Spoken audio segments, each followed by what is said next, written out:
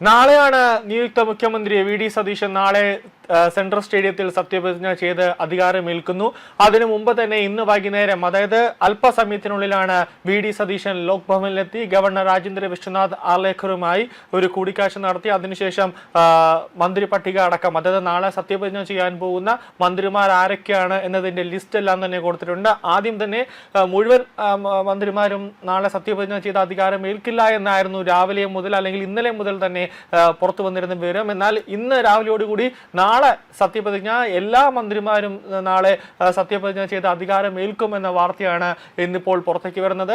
അതിന്റെ എല്ലാ മന്ത്രി പട്ടികയും രാവിലെ മുതൽ നടന്ന ചർച്ചകൾക്ക് വൈകുന്നേരം ഒരു 5 മണിയോടുകൂടി സമാപനമായിരിക്കുന്നു. അതിനുശേഷമാണ് മന്ത്രിമാരുടെ ലിസ്റ്റ് അടക്കം, അതായത് നാളെ സത്യപ്രതിജ്ഞ ചെയ്യുന്ന മുഴുവൻ മന്ത്രിമാരുടെയും ലിസ്റ്റ് അടക്കം നിയുക്ത മുഖ്യമന്ത്രി വി ഡി സതീശൻ ലോക്ഭവനിലെത്തി ഗവർണർക്ക് കൈമാറിയിരിക്കുന്നത്. രാവിലെ 7 മണിക്കാണ് സത്യപ്രതിജ്ഞ ചടങ്ങുമായി ബന്ധപ്പെട്ട് നഗരത്തിൽ ഗതാഗത ക്രമീകരണങ്ങളുണ്ട് എന്ന് സിറ്റി പോലീസ് അറിയിച്ചിട്ടുണ്ട്.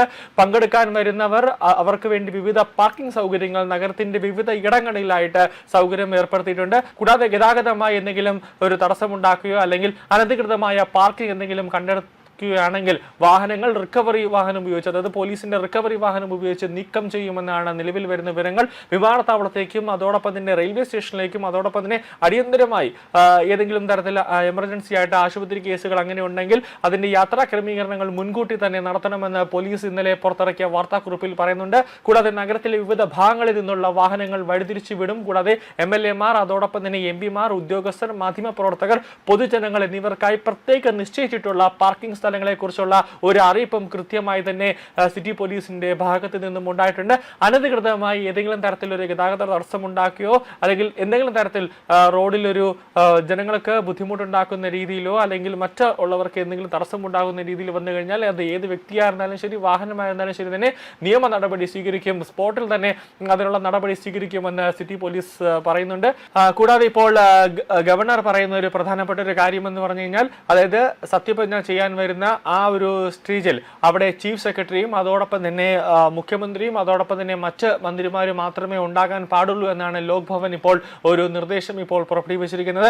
തമിഴ്നാട്ടിലും ഇതേപോലെ വിജയ് സത്യപ്രതിജ്ഞ ചെയ്യാൻ വരുന്ന സമയത്ത് ഇങ്ങനെ ഒരു നിർദ്ദേശം വച്ചിട്ടുണ്ടായിരുന്നു. പക്ഷേ അവിടെ രാഹുൽ ഗാന്ധി അടക്കമുള്ള നേതാക്കൾ, മുതിർന്ന നേതാക്കൾ അവിടെ ഉണ്ടായിരുന്നു. അപ്പോൾ കൃത്യമായി തന്നെ ഒരു നിർദ്ദേശം ഇപ്പോൾ ലോക് ഭവൻ പൊതുഭരണ വകുപ്പിന് നൽകിയിട്ടുണ്ട്. അതായത് സ്റ്റേജിൽ മുഖ്യമന്ത്രി, അതോടൊപ്പം തന്നെ ചീഫ് സെക്രട്ടറി, അതോടൊപ്പം തന്നെ സത്യപ്രതിജ്ഞ ചെയ്യുന്ന മറ്റ് മന്ത്രിമാർ മാത്രമേ അവിടെ ഉണ്ടാവാൻ പാടുള്ളൂ.